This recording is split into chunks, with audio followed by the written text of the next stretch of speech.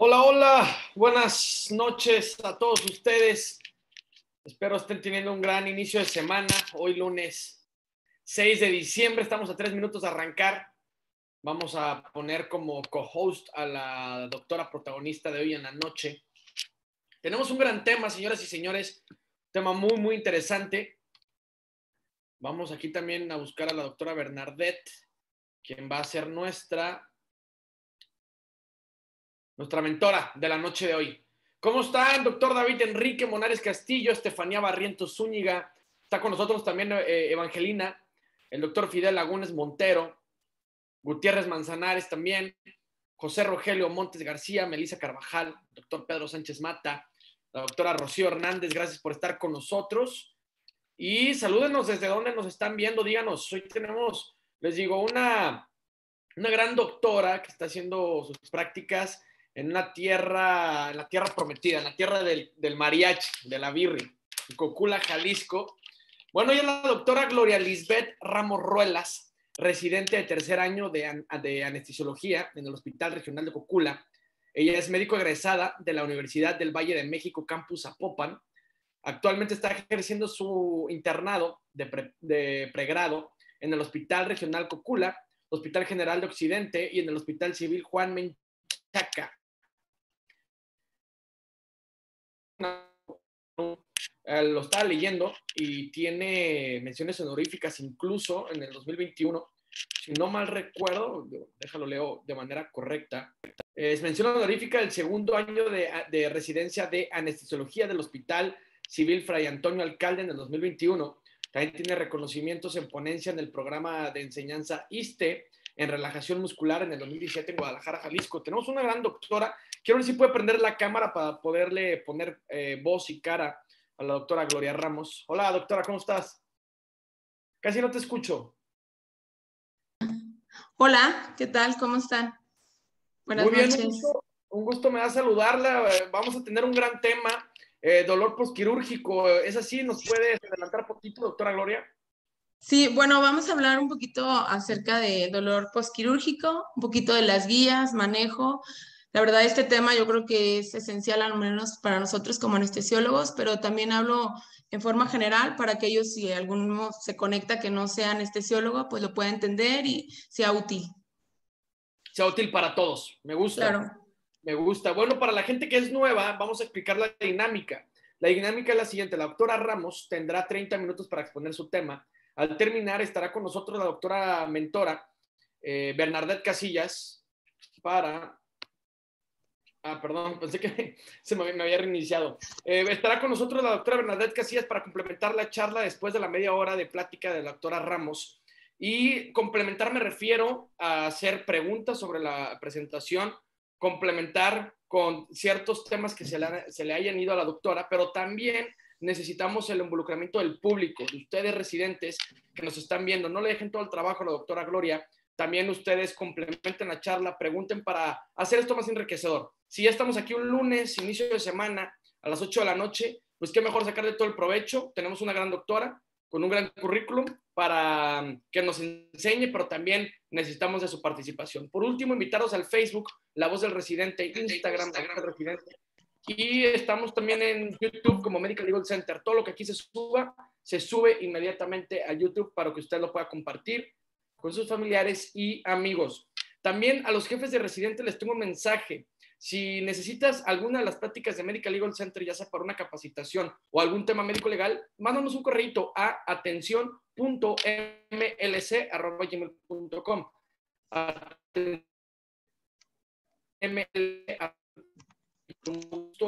Damos esta plática sin costo en este momento de pandemia. Bueno, sin más preámbulo y dando las 8:01, arrancamos. Doctora Gloria, ¿nos puede compartir pantalla, por favor?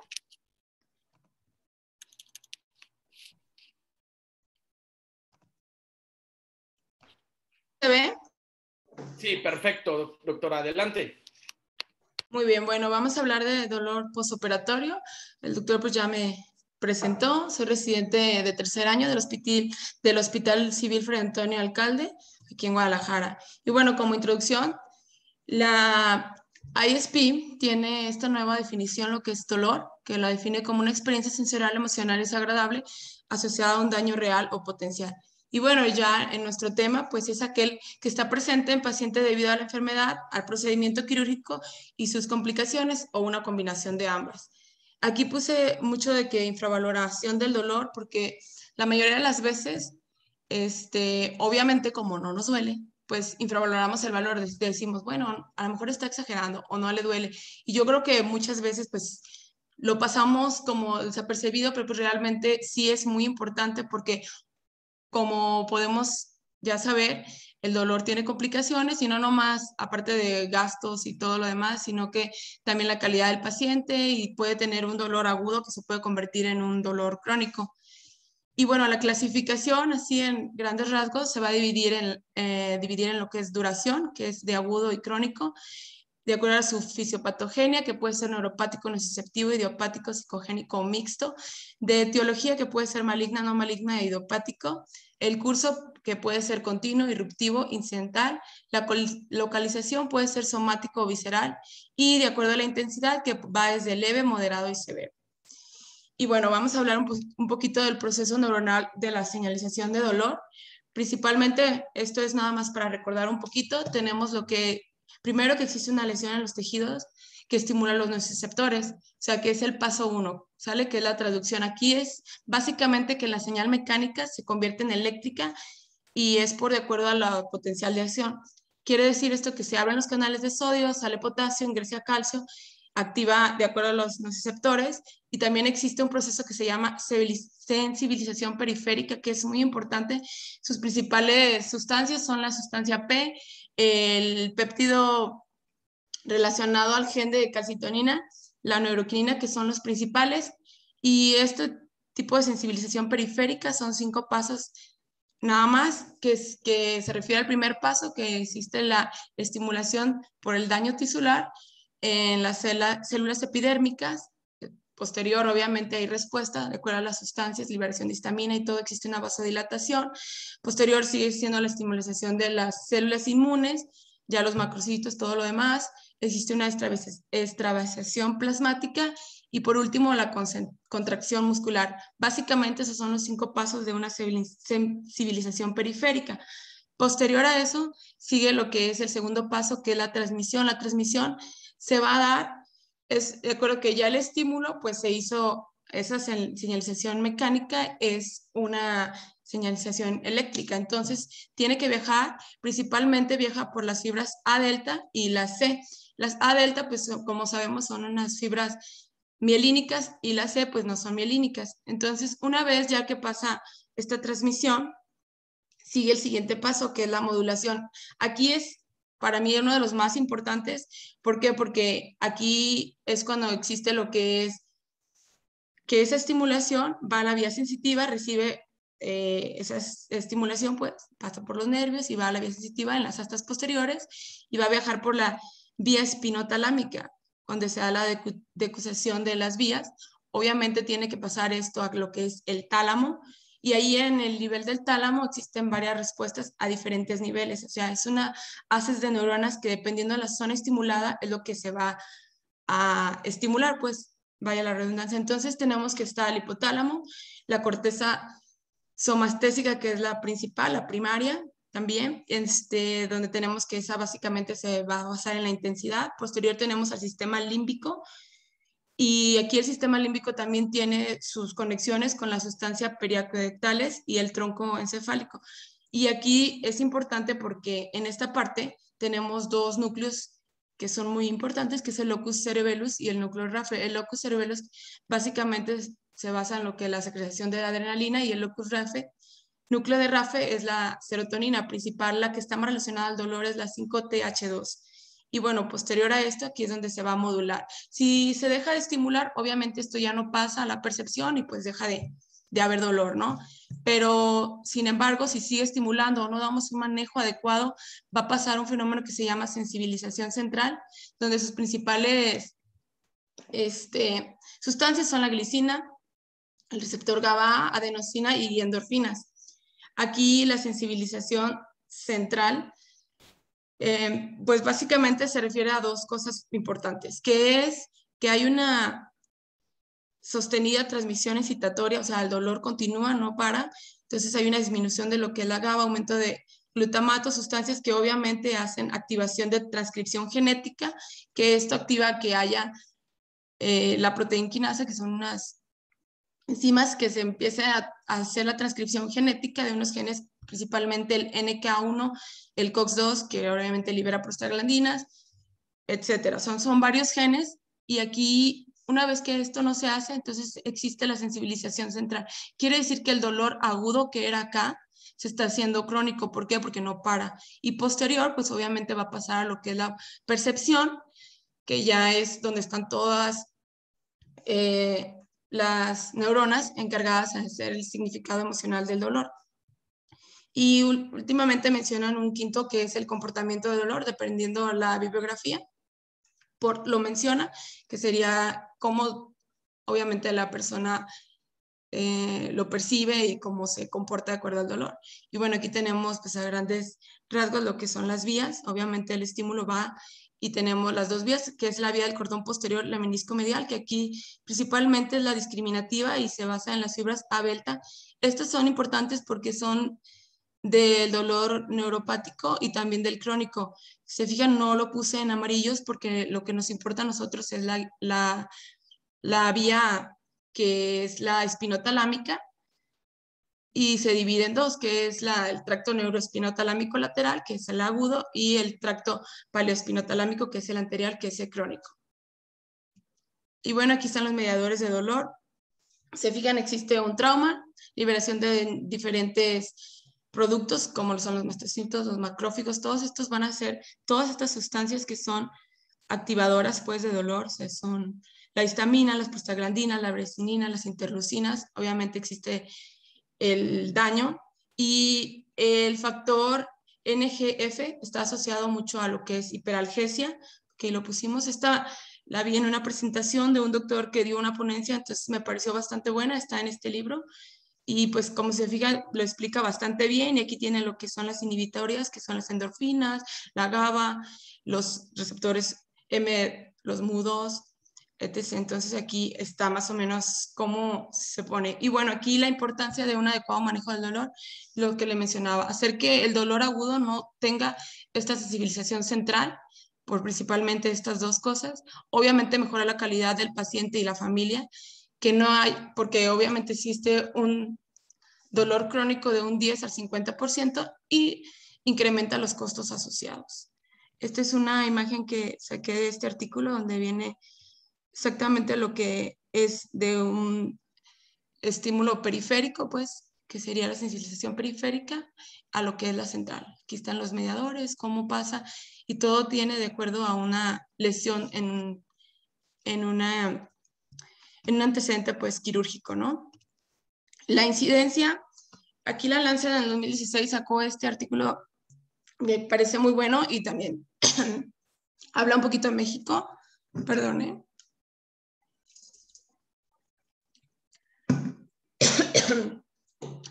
Donde menciona que tiene 232 millones de pacientes son sometidos a cirugía mayor.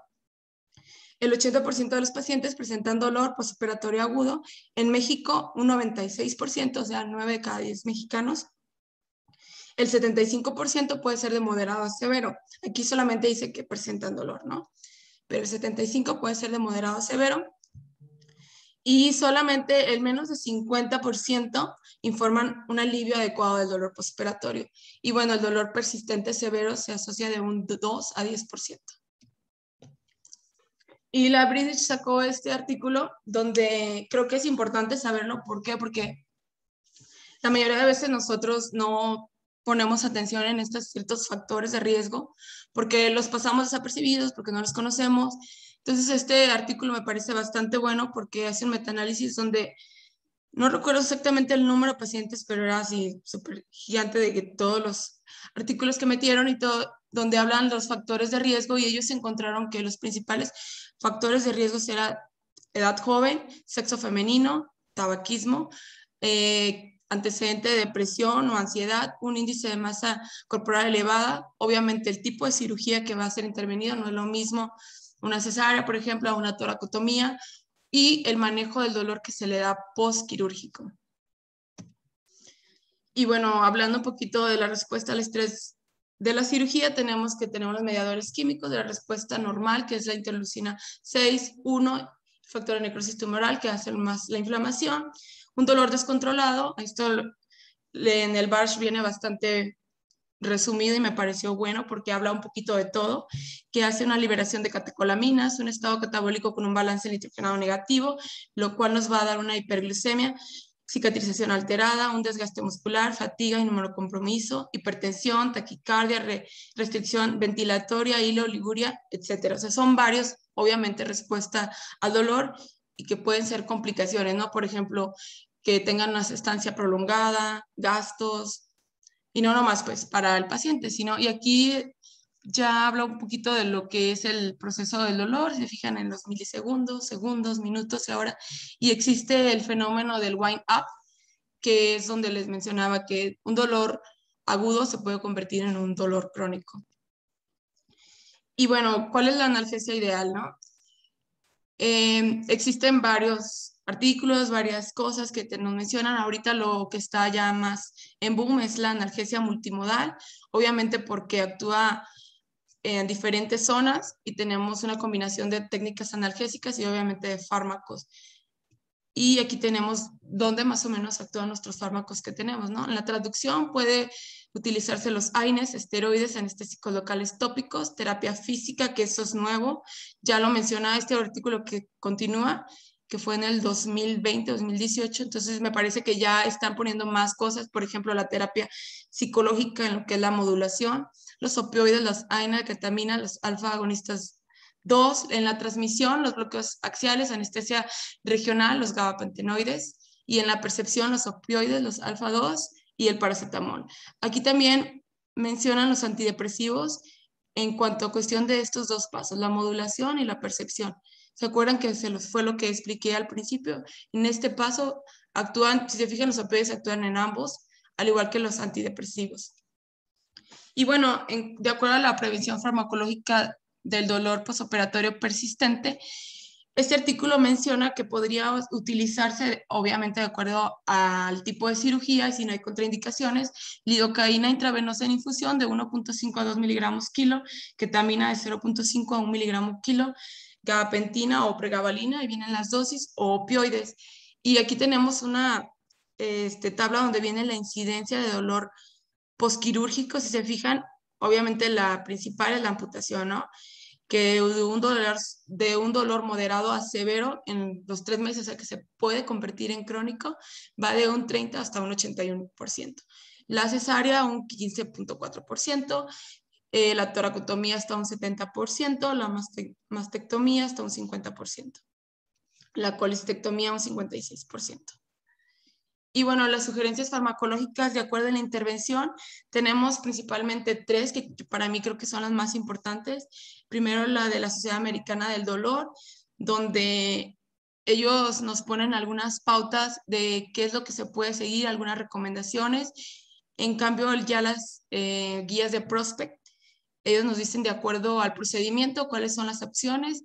Y el Pain Out in México es un tipo de proyecto donde hacen la optimización del dolor postquirúrgico en México. Este se inventó en Europa y en México se empezó a realizar en el 2016. Están 10 hospitales donde mencionan sus estrategias y suben artículos constantemente que han encontrado que es mejor en ciertas cirugías. Los principales así hospitales es el Subiram, el Siglo XXI, el INCAN y el INR. O sea que recuerdo, hay más, son como 10 hospitales. Y bueno, estas son algunas de las pautas que menciona la Sociedad Americana del Dolor, donde dice que puede ser, obviamente, como tip bueno, la analgesia multimodal, la estimulación nerviosa transcutánea, los AINES, el paracetamol, gabapentina, pregabalina, o sea, esto obviamente dentro de lo que es la analgesia multimodal, la ketamina intravenosa, infusiones de lidocaína, sobre todo lo más estudiado y que ha dado más estadística o bueno, valor es que en cirugía abdominal, también encontramos, anestésicos subcutáneos o intraarticulares, así como la infiltración, que es efectivo en algunas condiciones como el reemplazo de rodilla, artroscopías, cesáreas, laparotomías, cirugías hemorroidales y obviamente también hacer procedimientos regionales. Esta es la otra guías que se llaman Prospect, donde viene pues específicamente de acuerdo al evento, qué es lo que se puede sugerir. Se fijan, aquí tenemos como por ejemplo la colecistectomía laparoscópica, de acuerdo a la EVA, a la evaluación de EVA, pues qué es lo que le podemos dar, COX-2, AINES más paracetamol o un opioide fuerte o analgésico rescate, si es moderado o si es leve. Así hay de todos los procedimientos, la mayoría están ahí.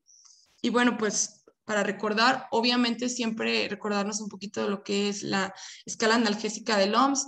Normalmente ya la 4, que es la nueva, pues habla de los métodos invasivos más, puede ser los adyuvantes, pero yo considero que si ya tenemos el paciente con factores de riesgo y aparte le puede dar mejor, yo creo que podemos hacer algún método invasivo, por ejemplo, bloqueos o todo lo regional, obviamente con sus indicaciones y con los cuidados, pues si no sabes hacerlo, pues mejor no hacerlo, pero existen ya aplicaciones donde nos dicen prácticamente todo, que una de ellas es la Anisora, que la recomiendo, pues viene bastante buena, dice indicaciones, cómo se puede realizar, sobre todo nosotros que estamos obviamente en aprendizaje, pues no tenemos como que todavía no muchos de nuestros mentores o nuestros escritos saben hacer analgesia más bien regional, pero creo que es un buen método y obviamente pues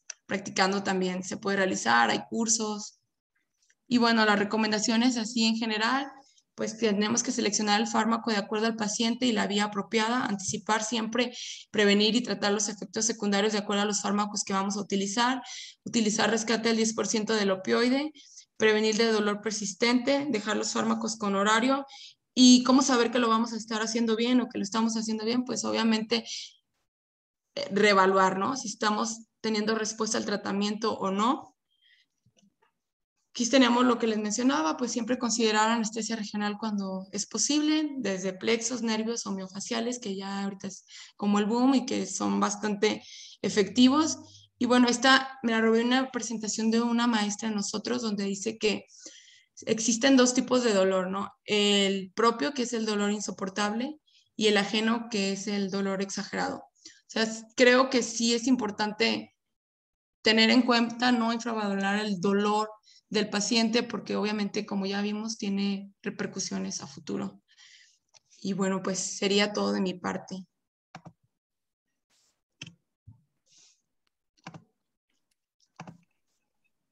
Hola, hola, ¿me escucha? Sí. A ver, se me hace que no me veo, ¿verdad? Denme un segundo. Nos quitaste el video a todos, a mí también, Tony. Es que no sé si alguien agarró como anfitrión y me quitaría a mí porque... A ver, no, ya está. Todo arreglado. Deme un segundo. Doctora Ramos, excelente exposición, muchas gracias. Perdón por la interrupción aquí entre la cámara. Le voy a pedir que si puede dejar de compartir pantalla, por favor, para vernos todos en el panel. En un momento vamos a poder ver a... Bueno, ya podría prender su cámara, doctora Bernadette Casillas. Ok. Nomás que la doctora Ramos nos ayude a dejar de compartir pantalla para podernos ver todos. Ahí está, estamos viendo a la doctora Bernadette. Y antes que nada, doctora Gloria, felicidades por su presentación. Muy bien desmenuzada, muy bien explicada. La dejo con la que sabe, con la doctora Bernadette Casillas. Un gusto me da saludar la doctora Bernadette. Igualmente, Tony, buenas noches. Gloria, pues repito la felicitación que te hace Antonio y siempre me gusta recalcar que es un gran trabajo presentar estas sesiones que tienen un límite de tiempo, que tienen ciertos requisitos que no son fáciles de llenar. Entonces, todos los que presentan aquí merecen felicitaciones y tú no eres la excepción. Quizá te fuiste muy rápido para cumplir con el tiempo. Sin embargo, creo que valdría la pena desmenuzar un poquito más o detenernos un poquito en pensar cómo hay cirugías que son dolorosas, muy dolorosas en el posoperatorio inmediato, y hay cirugías que tienen el peligro de establecer un dolor crónico. A lo mejor ahí valdría la pena ahondar un poquito más, porque el dolor durante la cirugía lo podemos quitar de una manera o de otra, lo podemos quitar. Estaba leyendo hoy, un amigo me mandó unas páginas de un libro que ni siquiera es de anestesia, pero tiene que ver con el aire que respiramos, ¿no? Y se meten sin mucho preámbulo a Morton, que es considerado el padre de la anestesia inhalada. Y bueno, ahí lo tachan de embustero y muchas cosas que yo no sé si era el hombre, pero para bien o para mal, él está como uno de los fundadores de la anestesia inhalada. Sin embargo, ya sabemos que la anestesia inhalada no da analgesia en el posoperatorio, ahí nada más el paciente está inconsciente, sobre todo en esos tiempos, ¿no? Estaba inconsciente, no se podía mover, pero sí le dolía. Las vías del dolor que bien presentaste tú seguían mandando los estímulos al cerebro y se seguían produciendo todos los elementos de la inflamación, que son los que producen el dolor en el posoperatorio. Ya no hay una agresión en ese momento, pero sigue la inflamación y sigue el dolor. Entonces, como nuestro lema de anestesiólogos es sedar el dolor, entonces muy importante tener en cuenta quitar el dolor en el momento en que se presente. El dolor es el síntoma que más frecuentemente lleva a un paciente a pedir consulta médica, de cualquier tipo, dolor de cabeza, dolor de lo que sea.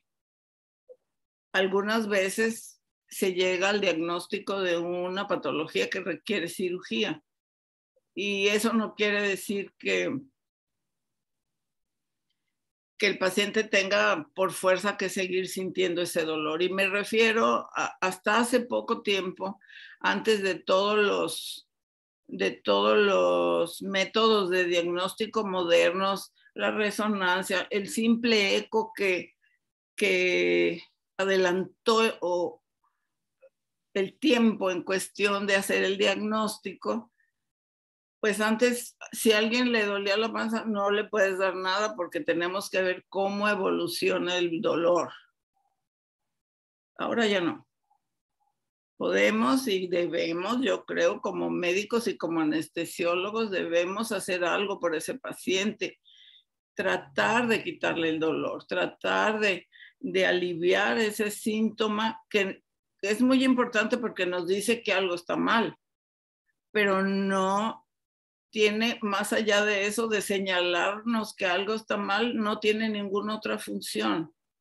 Fisiológicamente no tiene otra razón de existir. Entonces, si ya sé que la paciente tiene un quiste de ovario torcido, bueno, pues le daré analgesia mientras le operan. Y en el posoperatorio, yo creo firmemente, no sé qué pienses, doctora Gloria, yo creo que es mejor prevenir.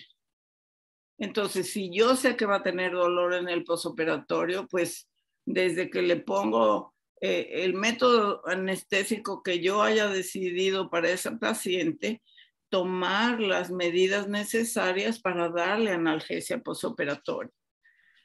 Creo que es el mejor camino. ¿O tú qué piensas, doctora?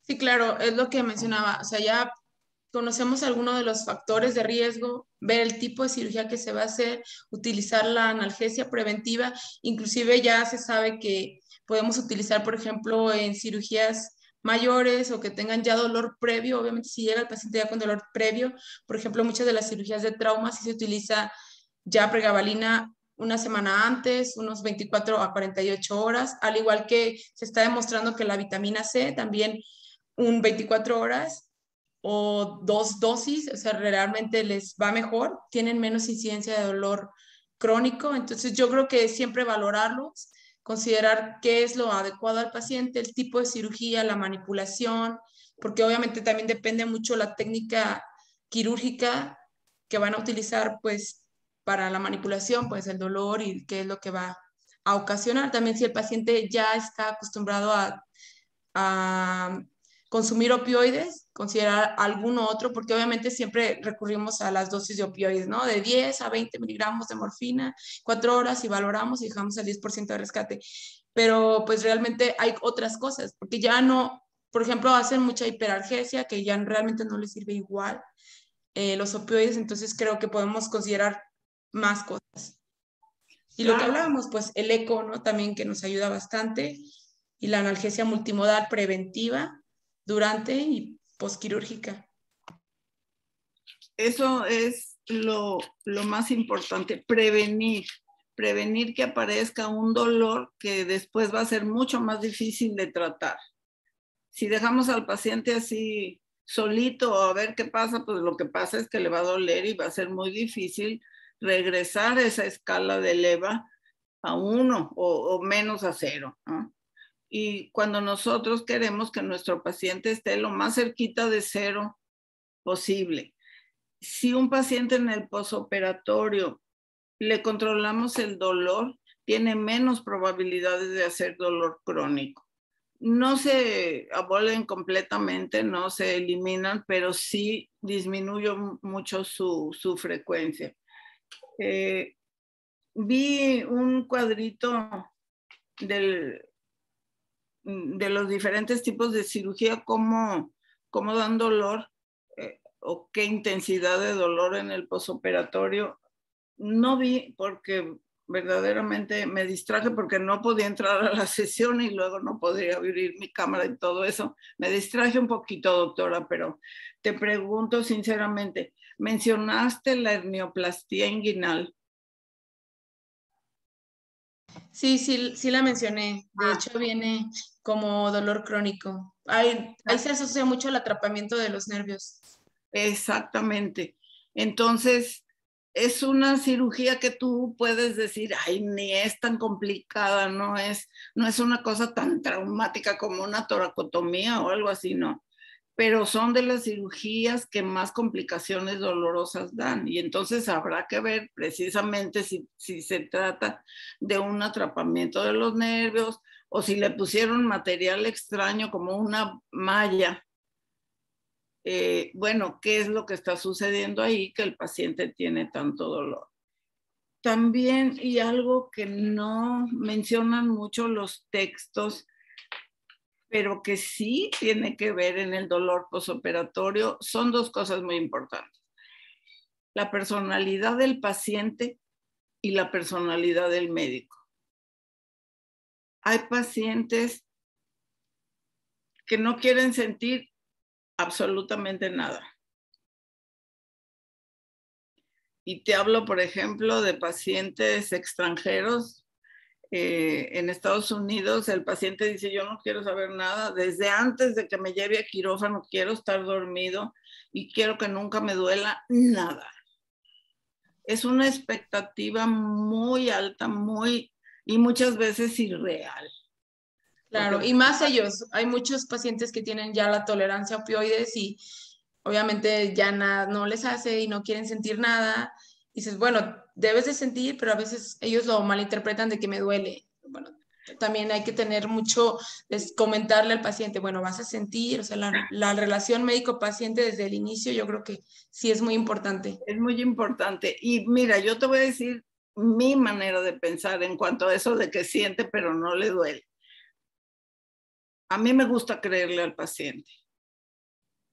porque basta con que sea una sensación muy incómoda o el miedo de que aparezca luego el dolor, ¿sí? Basta con eso para que el paciente muchas veces te refiera que le duele. Y entonces, para eso estamos, tenemos que hacer algo. No decirle, pues así es, ¿no? Mira, hace años, antes de todos los bloqueos para manejo del dolor, la misma Peri, que no se usaba dejar el catéter, ¿sí? Desde ahí para adelante todos los bloqueos, ahora TAP y todo lo que tú me quieras decir. Antes era de que 2 gramos de analgésico, ahorita me estoy queriendo acordar del nombre, Prodolina, ¿sí? 2 gramos de Prodolina para todo tipo de anestesia, para todo tipo de cirugía, para todo tipo de paciente. 2 gramos de Prodolina cada 8 horas y olvídate. Y si el paciente se quejaba, llegaba, que la enfermera también es otro elemento de la ecuación, muy importante. Y eso se hizo un estudio muy grande a finales de los 70s por el doctor Cousins, cómo intervienen todos estos factores. El paciente a lo mejor se queja desde antes de que le duela, porque qué tal si le duele. Luego el médico recetaba en ese tiempo, pues era el cirujano el que dejaba la indicación. Y decía eso, 2 gramos de Prodolina cada 8 horas, pues ni sabían cuánto duraban ni nada, nomás era así como una fórmula que se aprendían en la residencia y de ahí no lo sacaba nadie. Y luego la enfermera que, ay no, ya le puse, ya no me digan nada, le tiene que doler. O sea, lo operaron, pues ni modo que no. Y la gente se tenía que aguantar como... Claro, eso es bastante común, a todos le dejan casi siempre la misma analgesia y pues obviamente no es igual cada paciente, por eso siempre hay que valorar, ¿le está sirviendo o no? ¿O qué hay que cambiar? Tenemos pues varias escalas que nos pueden ser útiles. Y también varias opciones, porque si alguien es, no sé, es adicto ya está habituado a los opioides, bueno, podrás jugar con anestésicos locales, de medetomidina, alguna cosa. O sea, hay opciones. El chiste es lo que tú dices, conocer al paciente, tener buena relación con él y hacer un plan desde antes. Creo que tienes razón en esas aseveraciones. Y bueno, volverte a felicitar. Y claro, el dolor que me duele a mí es el peor que hay y todo. Y el que le da al vecino, pues, ay, no, que no exagere, ¿verdad? Que no se azote, porque ni duele tanto. Exagerado. Sí. Gracias, gracias. No, gracias a ti, doctora. Tenemos un comentario que me parece interesante leer por parte de David Enrique Monares Castillo. Dice, recordar que nuestra labor no termina acabando la cirugía. Es importante establecer un plan analgésico, además del anestésico. La vista y complementar con algún tipo de monitorización como el Analgesic Index, el ANI. No sé si lo conozcan, si lo habían escuchado antes. El analgésico, no. A ver, déjame ver.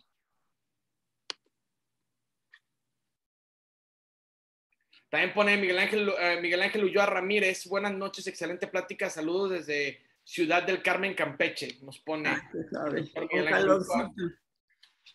Y también David Enrique Monares Castillo manda felicitar a la doctora Gloria Ramos. Yo preguntarle cómo se sintió a la hora de compartirnos su tema, doctora Ramos, y qué consejo le daría a los residentes que apenas van a empezar este camino. Pues me andaba ahogando de repente por hacerlo rápido, pero todo bien, todo bien. Me pareció pues un tema importante, sencillo, espero que pues traté de darlo lo más claro, así como yo lo entiendo, y espero que sí les haya servido.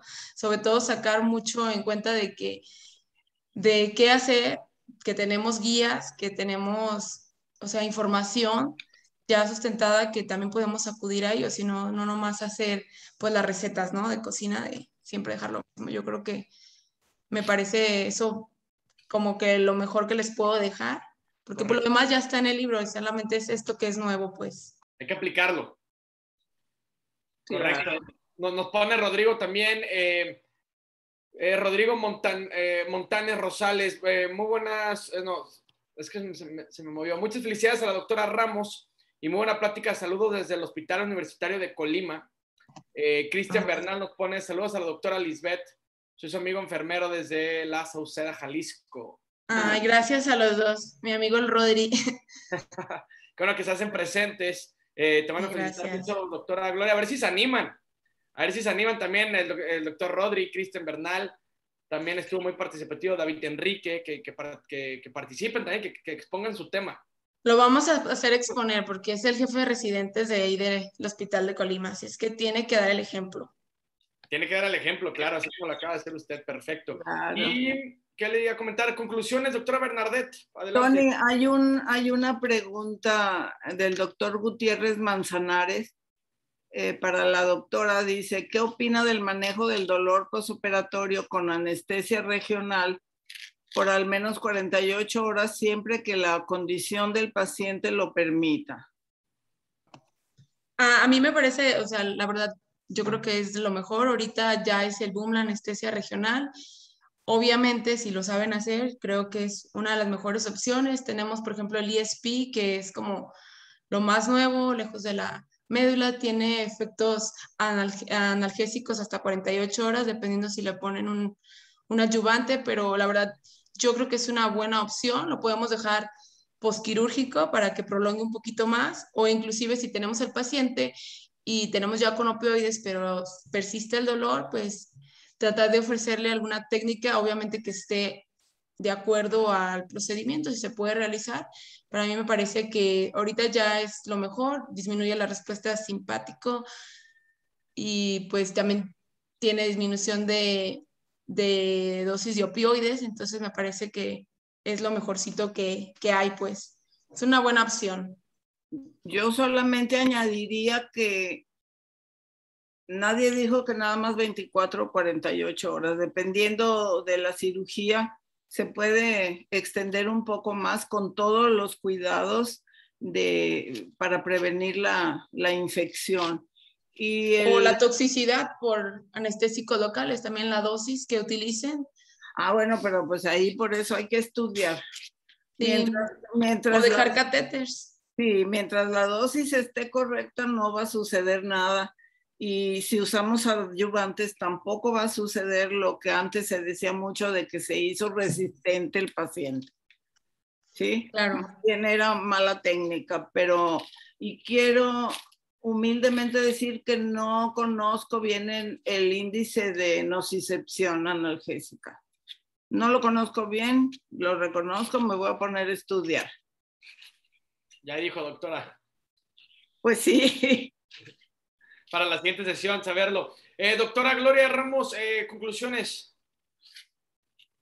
Ay, creo que ya les había dicho. Nada más que, por ejemplo, si nos están viendo otros que no sean de anestesiología, pues siempre acudir con nosotros. O sea, no pasa nada porque si realmente, como lo decía, tiene mucha repercusión que no controlemos, que exista un dolor persistente postquirúrgico, tiene las repercusiones que es un dolor crónico y que obviamente eso sí afecta a la calidad de vida, no nomás del paciente, sino del familiar. Entonces, pues tener la oportunidad de acercarse con nosotros o con alguien, obviamente si nosotros no sabemos, pues nosotros también como residentes decirle a nuestros adscritos de ayudarnos y valorar a nuestros pacientes postquirúrgicos, si le fue bien o no le fue bien con el dolor, si lo hicimos bien o no lo hicimos bien, porque obviamente esto nos hace aprender más. Correcto. Claro. Muchas gracias. Siguen cayendo las felicitaciones por parte de Juan Pablo Salvador Ramírez. Dice, felicidades Liz, buena plática. El doctor Enrique. Muchas gracias, mi maestrazo. Ahí está, mira. Todos pendientes aquí. ¿Todos están en Cocula también? ¿O Sí. son... No, somos del hospital regional, más bien del hospital civil, Fray Antonio Alcalde, y pues mi amigo el enfermero que está ahí, que es posquirúrgico. Padrísimo. Sí, vi que bueno, que también hiciste ahí, me imagino la residencia, ahí en Cocula, en el hospital. En Cocula. Ahorita estoy ahí en el servicio social. Perfecto, Y yo ya. soy de allá, de Cocula, se me hizo muy padre Sí. verlo. Estoy viviendo acá en Monterrey, pero soy de allá. Entonces, qué padre que estén por allá y pues muchas felicidades ahí por su trayectoria, su currículum, la exposición. Espero que haya motivado a más de alguno para que se anime a exponer también. No es fácil, la verdad, exponer a tema con otros expertos, incluso mayores en residencia. Está el R4, el R5, tenemos a la doctora Bernardet, que aquí nos puede ir mentoreando, pero no es fácil exponer así un tema como el que le acaba de dar usted. Entonces la felicito mucho, doctora Ramos. Doctora Bernardet, pues pasamos ya a terminar el programa, ya leímos los comentarios. No sé si tenga algo más que añadir, doctora Bernardet. Solamente que nos acordemos los anestesiólogos que quitar el dolor es obra de los dioses. Así dice nuestro logo de la Federación Mundial de Anestesiólogos. Claro, me gusta el cierre, me gusta la frase. Pues ya con esto concluimos. Muchas gracias a todos por quedarse con nosotros en este inicio de semana. Muchas felicidades a la doctora Gloria Ramos, que ya está también muy felicitada por los que estuvieron aquí acompañándonos, por todos los residentes. Doctora Bernardet, un gusto siempre compartir espacio con usted el inicio de semana. Recuerden que todo esto se va a subir a YouTube, a Medical Legal Center, para que lo puedan compartir con amigos, familiares y volver a reaprender. Sigan nuestras páginas en redes sociales, La Voz del Residente en Facebook, en Instagram, así de fácil, así de sencillo nos encuentras. Y si requieres una de las prácticas de Medical Legal Center, solo mándanos un correíto a atención.mlc@gmail.com, atención sin acento .mlc@gmail.com, y damos esta práctica sin costo en este momento de pandemia. Yo soy Tony Bachi, nos despedimos. Que tengan excelente inicio de semana. Nos vemos el próximo lunes. Saludos. Buenas noches. Hasta luego. Bye. Gracias. Bye. Bye, doctor.